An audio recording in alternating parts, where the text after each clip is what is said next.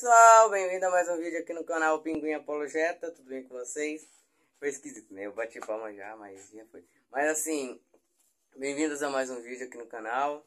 Continuando a série que estou realizando, né? Jesus segundo o Evangelho de São João. E hoje estaremos tratando um tema muito profundo. Ainda é o capítulo 1, tá? Mas não é os versículos que a gente tratou. Antes de começar esse vídeo, eu gostaria de perguntar uma coisa para você. Você é interessado em estudar a Bíblia na sua língua original? Você é interessado em fazer exegese bíblica? No link da descrição tem um link de um curso de exegese, caso você tenha interesse. Acesse e veja como é edificante esse curso. E aprende bastante. Voltando ao vídeo aqui rapidinho. Voltando ao vídeo, né? Hoje a gente vai tratar um tema que vocês já leram no título, né? Eis o Cordeiro de Deus, né? O tópico que a gente vai tratar hoje será sobre o batismo de Jesus e Jesus, o Cordeiro de Deus, né? E João, seu chamado. E como a gente tratou no vídeo passado, eu ia lançar o vídeo ontem, mas não deu. Mas hoje, se Deus quiser, eu tô conseguindo lançar. Hoje é terça-feira, dia 29. Então, se Deus quiser, eu vou conseguir. O tema é sobre Jesus, seu Cordeiro de Deus, né? Eis o Cordeiro de Deus. A gente tratou sobre a questão do Logos, né? Só para a gente lembrar novamente sobre o tema tratado. Jesus, a palavra, o Logos, a palavra divina se encarnou. A vontade de Deus se encarnou em forma humana. Deus se vestiu de homem e se tabernaculou entre nós, né? Montou sua tenda, habitou entre nós. E João vai dizer que vimos sua glória, glória como unigênito do Pai, né? No sentido que ele, os discípulos e o povo que estava com eles viram a glória, como o povo de Israel viu a glória de Deus no deserto. Agora vamos tratar sobre a questão de Jesus, o Cordeiro de Deus.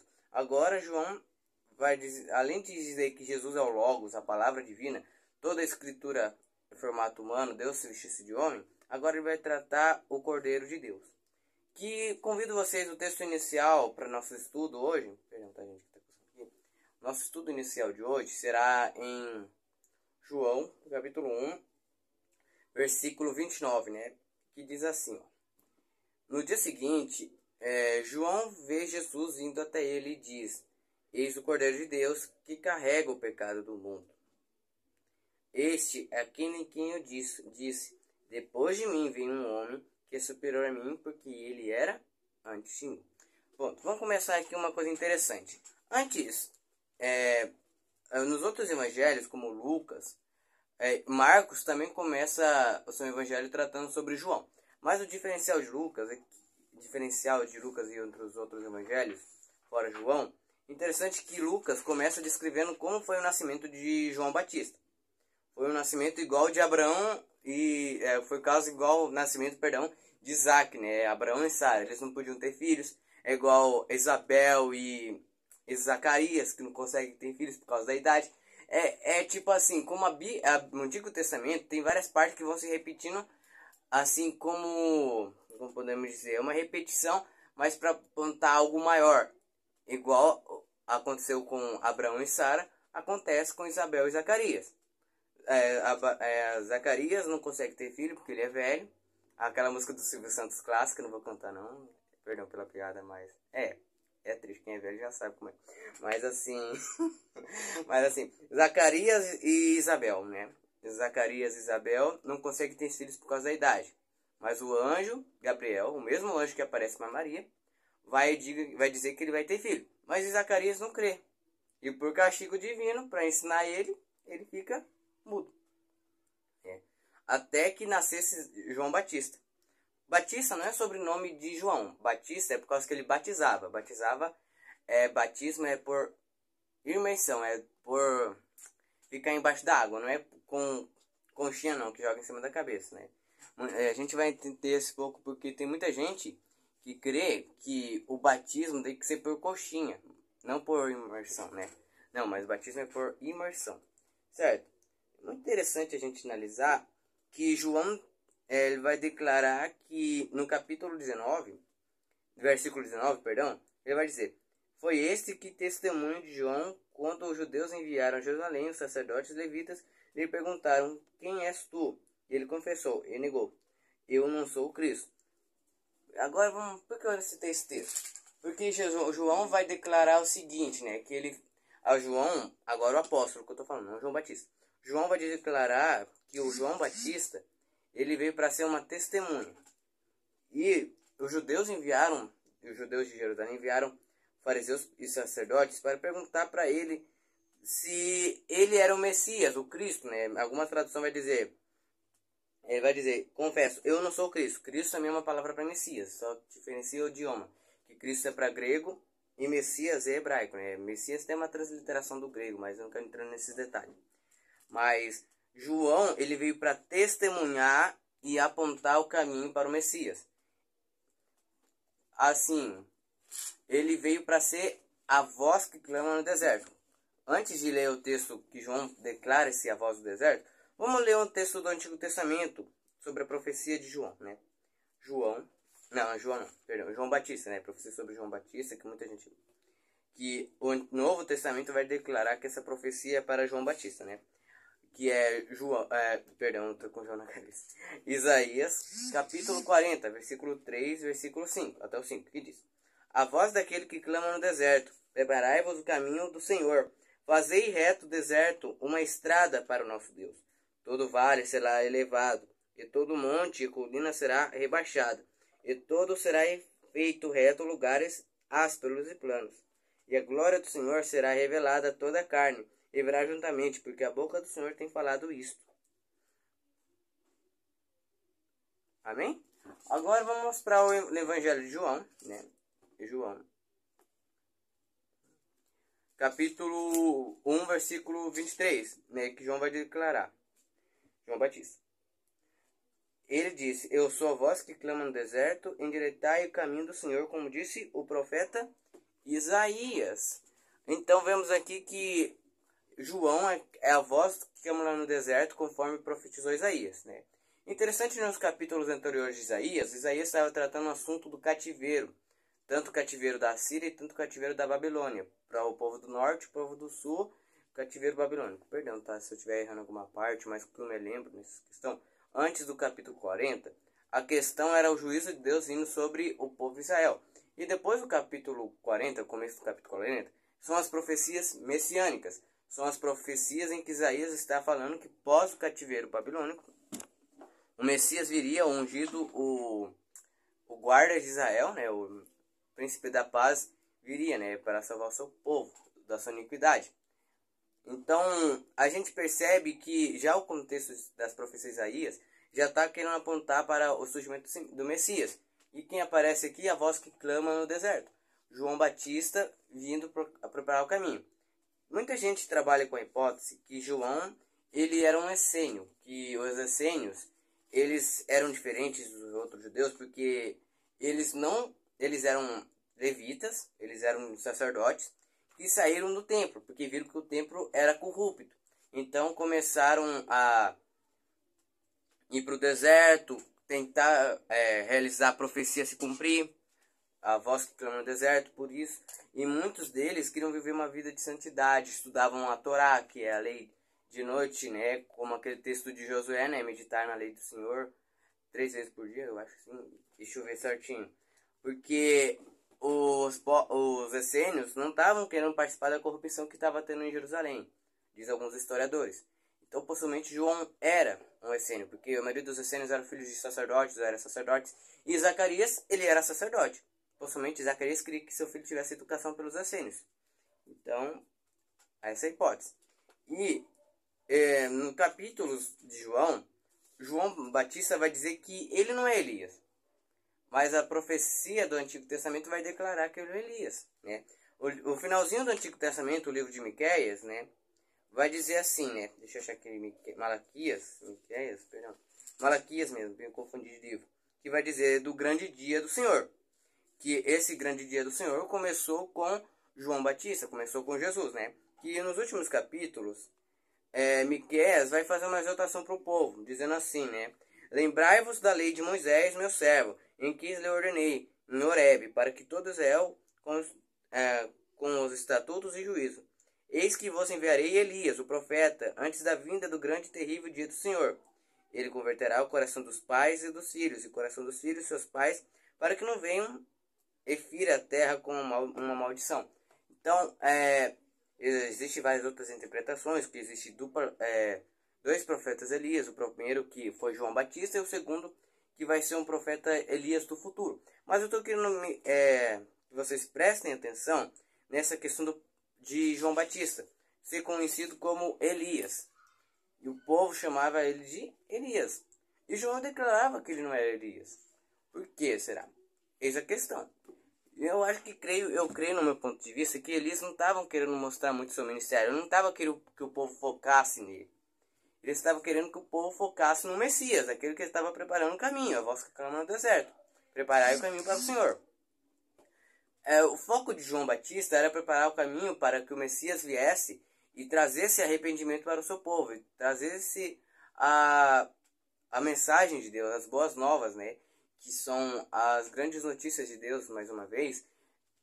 Que ele queria que o foco não fosse nele, mas sim naquele que estava preparando o caminho. Interessante, né, que a gente for notar, João vai declarar o seguinte, que ele vai dizer que ele teve uma visão, que viu Jesus, que viu a pomba descendo sobre ele, a representação do Espírito Santo. Então, vemos que João Batista, ele já está começando a perceber que a sua missão está sendo cumprida. Porque o Messias já estava vindo, o caminho do Senhor já estava preparado, e o Senhor já estava andando, já estava vindo nesse caminho, né? E ele vai dizer, no dia seguinte, João vê Jesus vindo até ele e ele disse, João Batista, eis o Cordeiro de Deus que carrega o pecado do mundo. Este é quem eu disse, depois de mim veio um homem que é superior a mim, porque ele era antes de mim. Em que sentido ele era antes dele? Em ordem cronológica, João Batista nasceu primeiro que Jesus, 6 meses antes de Jesus. Mas antes de mim, em que sentido? Porque ele sabia que Jesus era Deus, e ele sabia que Jesus era o Messias. Então ele está falando, ele vem antes de mim, porque ele já existia antes de eu nascer. Então João está afirmando que Jesus, o Messias, já existia bem antes dele.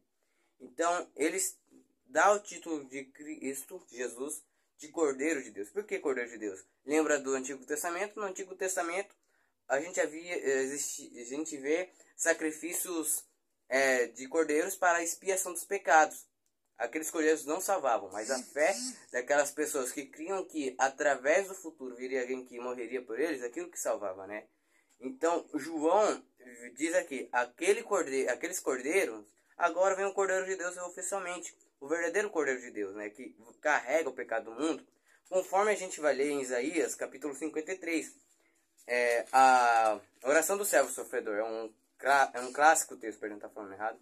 É um clássico texto que muita gente que vai falar do sacrifício de Jesus utiliza, né? Isaías capítulo 53, eu tô olhando para cá porque eu tô com a minha colinha aqui. Isaías 53, versículos 4 ao 6, que diz: certamente ele suportou nossas dores e carregou nossas tristezas. Contudo, nós consideramos atingido, ferido de Deus e afligido. Porém, ele foi ferido por nossas transgressões, e ele foi esmagado por nossas iniquidades. O castigo de nossa paz estava sobre ele, e pelos açoites que o feriam, nós somos curados. Todos nós, como ovelhas, temos nos desviado. Nós temos nos afastado, cada um para o seu próprio caminho. O Senhor tem posto sobre ele a iniquidade de todos nós. Aqui é a profecia de Isaías para o servo sofredor. Quem é o servo sofredor? É Jesus. E João, quando lembra, possivelmente ele lembra dessa profecia de Isaías. E ele fala que o Cordeiro de Deus, o Cordeiro verdadeiro de Deus, aquele Cordeiro que o apóstolo agora, João vai dizer, eis o Cordeiro de Deus que morreu desde a fundação do mundo, e Pedro também, é o Cordeiro verdadeiro, que vai morrer, aquele que vai fazer expiação pelo seu povo, pela iniquidade do seu povo, pelas transgressões e pelas feridas dele o povo vai ser sarado, né? É a profecia em que aponta para que o Messias vai sofrer. Existem historiadores e arqueólogos vão dizer que os essênios, que era um grupo religioso que eu falei para vocês, eles criam nessas profecias como se aplicando para o Messias. Então João sabia dessas profecias e esses relatos, possivelmente, porque ele era essênio. Então, possivelmente ele era essênio. Existem interpretações que os essênios nunca existiram e tal, mas eu creio que... Eu não quero entrar em detalhes, mas João entendia essas profecias e já declara que Jesus é o Cordeiro de Deus. Israel sacrificou cordeiros por séculos, para que um dia João pudesse apontar para Jesus e dizer: eis o Cordeiro de Deus que tira o pecado do mundo. Aqueles cordeiros não salvavam, não, em sentido em sentido figurativo, não apocalíptico não, perdão, em sentido tipológico. Aqueles cordeiros tiravam os pecados, tiravam, mas era só uma tipologia, que era uma sombra da realidade que é Cristo. Então João está declarando o seguinte, que Cristo é o Cordeiro verdadeiro, aquele que vai morrer, aquele que tira o pecado do mundo, aquele que está carregando o pecado do mundo, né? E Cristo, quando a gente vai ver nos evangelhos, ele morre para salvar os pecadores, para salvar o seu povo, Israel. E eu acho muito interessante isso, porque João está testificando. João, ele não se declara superior a Cristo, porque ele está pregando, porque ele sabe que o papel dele é anunciar a vinda do Messias. O papel de João nesse período é apontar para o Messias, a mostrar que ele virá ele vai vir, o Senhor vai vir, o dia do Senhor está chegando, conforme disse Malaquias. Então percebemos isso, que João, o propósito de João na vida terrena era preparar o caminho para ele, para Jesus. E o Messias, preparar o caminho para o Messias. E interessante que João, ele percebia essa importância tão grande de Jesus, e ele disse assim: eu nem sou digno de desatar suas sandálias. Quando alguém fazia isso era trabalho de servo, de escravo. João era um servo de Deus, mas ele percebeu: nossa, ele é tão maior que ele é tão grandioso, eu não sou digno de fazer isso. Entende? Interessante que o João, quando ele pregava, falando: batismo para arrependimento dos pecados. Interessante que Jesus não tinha pecado, mas ele vai ser batizado. Por quê? Porque Jesus está querendo dar o exemplo para o arrependimento dos pecados. Jesus não tinha pecados. Ele tinha natureza pecaminosa. Natureza pecaminosa é uma coisa. Ter pecado, praticar pecado, era outra. Então Jesus estava querendo dar o exemplo para os seus seguidores sobre arrependimento. E ele se batiza. Isso tudo aconteceu para que se cumprisse as profecias. João sabia que ele era um instrumento de Deus e sabia que Jesus era o Cordeiro de Deus. Eis o Cordeiro de Deus que tira o pecado do mundo, ou que carrega o pecado do mundo, como diz a minha tradução. Né? Nesse tempo, cara, os judeus estavam esperando faz tempo a chegada do Messias. Logo após o cativeiro babilônico, eles estavam ansiosos para o libertador chegar. Né? O Messias chegou. E João, quando ele estava conversando com os fariseus, ele disse o seguinte: mas entre vocês, falando para os fariseus, deixa eu achar o texto certinho para mim não errar. João, capítulo 1, que diz assim, né?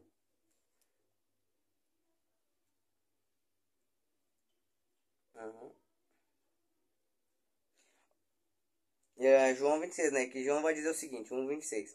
João lhes respondeu, dizendo: eu batizo com água, mas está um entre vocês que vocês não conhecem. Este é aquele que vem após mim, antes de mim, cujos calçados não são dignos de desatar as correias.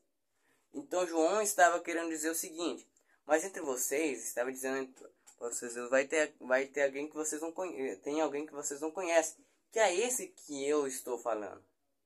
João está dirigindo, falando que aquele que vai vir após mim é maior que eu. E João, o contexto todo, eu sei que eu estou repetindo muito, gente, perdão por algumas coisas aí, mas João, ele está anunciando a vinda do Messias.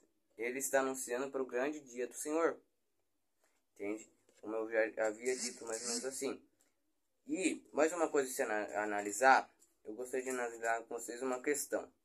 Lembra daquele vídeo passado que eu gravei sobre Jesus o Logos, a palavra divina? Achei muito interessante, né, que João vai dizer o seguinte, né? Que no princípio era a palavra estava com Deus, e a palavra era Deus. Vai dizer assim, ó. João vai dizer assim no versículo 6, capítulo 1, diz assim: houve um homem enviado por Deus, cujo nome era João. Interessante que no grego, a palavra que aparece aqui para homem é anthropos. Deixa eu pesquisar. Ou anthropos. Eu pronuncio anthropos. Tem pessoa que pronuncia anthropos, né? Eu marquei aqui no dicionário que é a palavra anthropos, que diz assim: ser humano, indivíduo, usado plenascientificamente, outras palavras, moldura espiritual do homem interior. Não, peraí, me confundi. Certo? Sim, tá certo, senhor. O que eu tô querendo trazer esse significado aqui, ó? Vou ler mais uma vez para vocês. Ser humano, indivíduo, usado pleonasticamente, com outras palavras, moldura espiritual, um homem interior. Eu tô querendo focar nessa parte aqui, ser humano. Por quê? João João fala que no princípio. Lembramos de Gênesis, no princípio criou Deus os céus e a terra. Então, João está querendo fazer uma ligação para Gênesis, que Deus cria Adão, que é humanidade em hebraico. Agora aparece o homem, novamente, Anthropos, que é João. É tipo uma ligação. Deus cria o homem, ser humano, Adão. Houve um homem enviado por Deus, um homem, um ser humano, humanidade, né? O homem enviado por Deus. É uma ligação, mais ou menos assim. É muito interessante esses paralelos que a Bíblia faz com outros livros.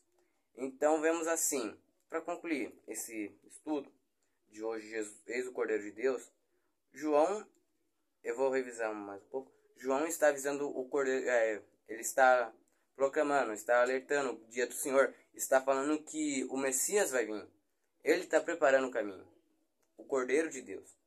João está querendo dizer assim para aqueles que estavam vindo, para aqueles que criam na sua mensagem. João está declarando o seguinte: o Cordeiro de Deus que tira o pecado do mundo já veio. Quem é esse Cordeiro? Jesus.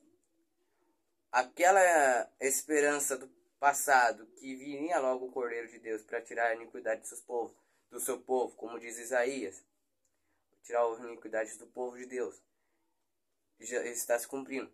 O Cordeiro chegou, o Salvador chegou, o Messias chegou, aquele tão esperado, o dia do Senhor chegou. E chegou com grande glória. E vimos sua glória, como glória no unigênito do Pai, João vai dizer. Então, não João Batista, João Apóstolo. Então, qual é o sentido do eis o Cordeiro de Deus? Agora vamos entrar na questão da salvação. Os cordeiros representavam o Messias, né? o Salvador. Que os cordeiros, como eu disse, não tiravam os pecados. Era uma tipologia, era uma sombra para algo maior. Israel sacrificou cordeiros por séculos, mas teve um momento em que um homem de Deus, enviado por Deus, como vai dizer João, declarou: eis o Cordeiro de Deus que tira o pecado do mundo. A esperança se concretizou. O Cordeiro que morreu desde a fundação do mundo chegou. Entende? A esperança da primeira vinda de Cristo, né? Vamos falar primeira vinda, porque a segunda vinda é quando ele vem para reinar mesmo. A primeira vinda, a esperança da primeira vinda é ele, é Deus se vestir de homem, ser o Cordeiro Pascual, seu Cordeiro, esse é o Cordeiro da expiação pelo pecado do seu povo.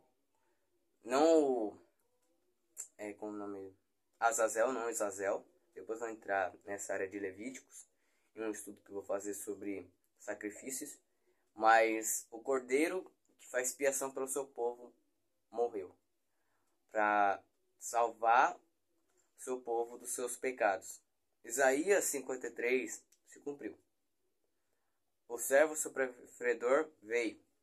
Agora, na próxima vez que ele vier, não é mais um servo sofredor. É o guarda de Israel, é o rei de toda a terra que vai vir. Então, pessoal, esse foi mais um estudo que eu acho que não ficou muito bom, mas eu espero que vocês tenham gostado, tá? Porque meia hora eu repito algumas coisas sem querer, mas eu espero que vocês possam gostar desse vídeo, que possam aprender muito nesse estudo, porque é emocionante. O estudo da Bíblia o Cordeiro de Deus veio, agora virá mais uma vez o Cordeiro, mas não para morrer, mas para reinar. O livro do Cordeiro está sendo gravado nos nossos nomes. aqueles que aceitam a Cristo como seu único suficiente Salvador e aceitam participar da sua santa aliança, né? Eles estão registrados no livro da vida, né? Então, esse foi o estudo de hoje. Que Deus abençoe a sua vida. Se você tem vontade de aprender sobre a Bíblia, sobre Cristo, sobre sobre Deus, essas coisas, procure uma igreja. Aceite Jesus nesse momento, se você quiser. Tenha comunhão, tenha uma grande amizade, seja um grande amigo do Cordeiro de Deus. Agora, como diz, né, alguns, ele é advogado, mas depois vai ser juiz. Então, o que eu peço? Se você tem vontade de conhecer Jesus, se você me conhece, me encontra um dia desses aí, daí a gente bate papo, tipo, se conheceu na escola, essas coisas, daí a gente conversa sobre essa questão e tal. Mas se você tem vontade mesmo, cara, procure uma igreja. Se você tiver condição, compra uma Bíblia. Se não tiver, vou ver se consigo arrumar uma Bíblia pra você aí. Talvez abaixe um aplicativo da Bíblia, porque Deus quer fazer morada no seu coração. Então, esse foi o vídeo. Espero que vocês tenham gostado. Perdão por alguns erros meus. Cara, preciso melhorar muitas coisas. Deus abençoe grandemente vocês e bons estudos também.